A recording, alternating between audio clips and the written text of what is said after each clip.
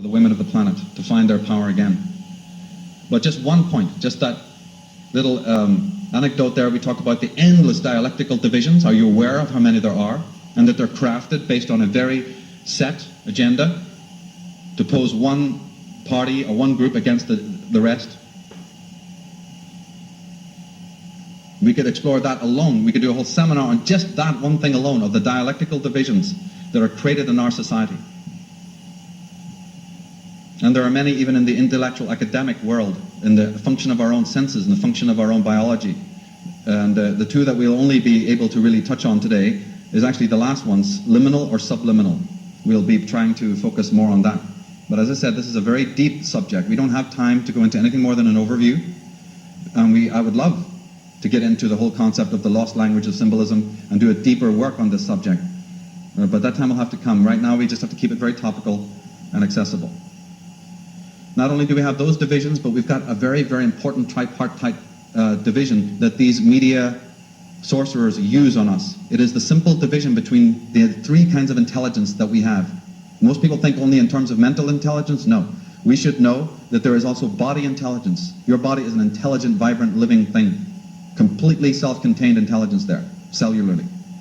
The mind, of course, we're familiar with. Overstated in our culture to an unbelievable degree. But then there's the heart, the intelligence of the heart. And they know how to send signals and coded messages to each of those kinds of intelligence. When you think they're talking to one, actually they're talking to another. And vice versa. So it's kind of hard to track it. It takes symbol literacy to know. And you know what's interesting?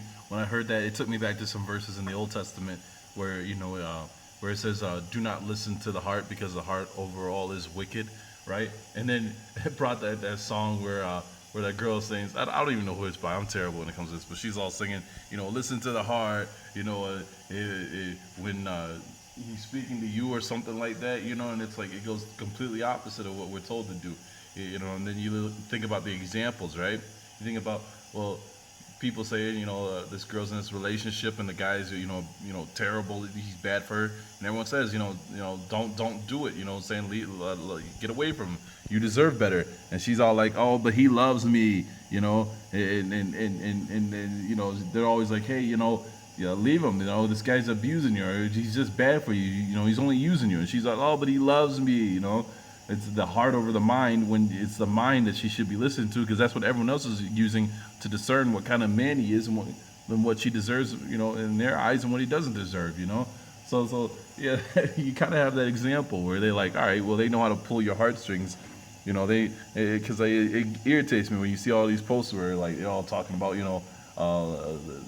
follow your heart, do what your heart says, when it's like, well, look what the heart has done. Look at all these women that have, examples of where they listen to their heart instead of listening to the mind. They ignored their other senses, just to get that gratification. Look where it led them. Same things happen to men. Same things happen to me, and it's like, so you can see where just in our lives we can use examples where we should have been listening to one, we didn't listen to it, we listened to the other. And then you wonder how much were we influenced by manipulations, to think this is what love is and this is what love is not, or stuff like that. So, what they're doing, who is the enemy, what tools are they using? They're happy to stimulate you in various ways. They're happy to take things away from you down through the centuries for thousands of years and then replace it with things you don't need. They're happy to make those associations for you that we see on billboards every day. Did I give them permission to do that? Did I want to see their artwork facing me or on the sides of buses? I didn't give them permission to talk to me, did I? But they're doing it. Somebody has taken a right off of me. So they're busy telling us what I'll get from them. Things I don't need. Everything. Convenient, smarter, faster, happier. Is that right? But they don't tell you the side effects, do they? They don't tell you about the disassociation, the dysfunctionality, the kids, the teens who are jaded, addicted, bipolar, suicidal, delinquent, sociopathic, institutionalized, possessed. You're literally climbing over people. They used to call it possession in the old days, when the Meads took care of you, or the local witch doctor did his piece on you. They used to call you possessed. Well, we are still possessed today. Actually, if you ask any churchmen, they'll tell you that the rate of possession has gone up since the advent of the television. Oh yeah.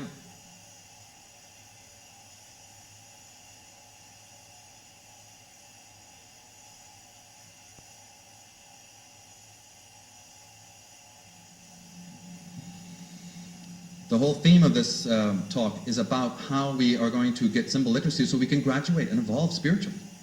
Because, as Nietzsche clearly pointed out, we have the misfortune, or the fortune, who knows which, of being the only creature who must constantly overcome himself in order to live fully. So there is a drag factor. There's individuals who absolutely are bent double, working overtime to make sure that we do not evolve and that our children regress, that civilizations are in retrograde. What would happen if a pharaoh came back today?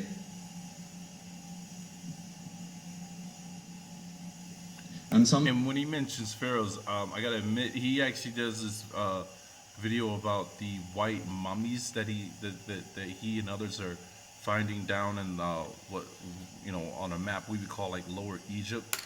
So his take on the pharaohs is actually interesting because he still doesn't give the whole, you know, they're Africans their dues when it comes to that. So, like when I say white mummies, like supposedly they have blonde hair. Long, stringy blonde hair. So, one of the techniques that they use in this psychic dictatorship are words, symbols, colors, rhythms, light, movement, mudras, which means hand positions, gestures, which have been used for aeons as means of spiritualization, used by cults, infused with mysticism. What is that? Isn't that the tree of life, the Kabbalah's tree of life, right? Are now being used on us for quite an opposite agenda. To drag us down into the pits of our own miasma, our own hells. As Carl Jung said, consciousness is a recent acquisition of nature. It is still in an experimental state, so to speak. It is frail, menaced by specific dangers and easily injured. As anthropologists have noted, one of the most common mental derangements that occur among primitive people is what they call the loss of a soul. I like to play a part from this book that I put on my earphones and listen to when I'm working. It's called Loss of a Soul, and it's basically written about a British young boy, about 14, 15 years old, that basically writes in a journal his thoughts and stuff like that, and it's read as a novel.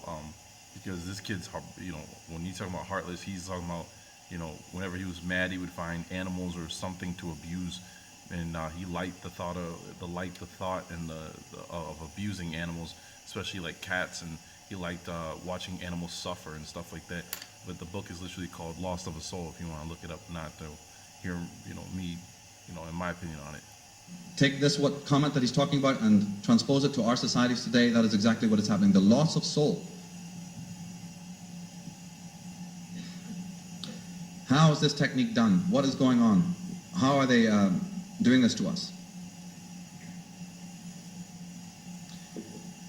You've heard the story of the zombie, right, in Haiti? Well, the zombie was a person just like you or I, and they slipped something into his drink. And that is the resin or the potion or the liquid or whatever you want to call it, the solution from the datura plant. Now, if you drink that, you become kind of zombified, but the next day you can be back to normal. So every day, you see, the witch doctor had to continually administer the datura plant poison, otherwise it wouldn't work. Well, we have the same thing today, only it's called TV. It's called the media. Every day, the steady diet of and it's in our food, and, you know, because of Monsanto's, and it's in what we drink. If you drink Pepsis and sodas and stuff like that. Suggested mumbo jumbo. And it really vaccinations reminded me of this chemtrails. Wonderful movie called The Devil Rides Out, in which the satanic characters, and he's busy hypnotizing somebody. He says that your will is leaving you, slipping away, and you are beneath my influence. Though your eyes are open and you seem aware, you are in fact asleep.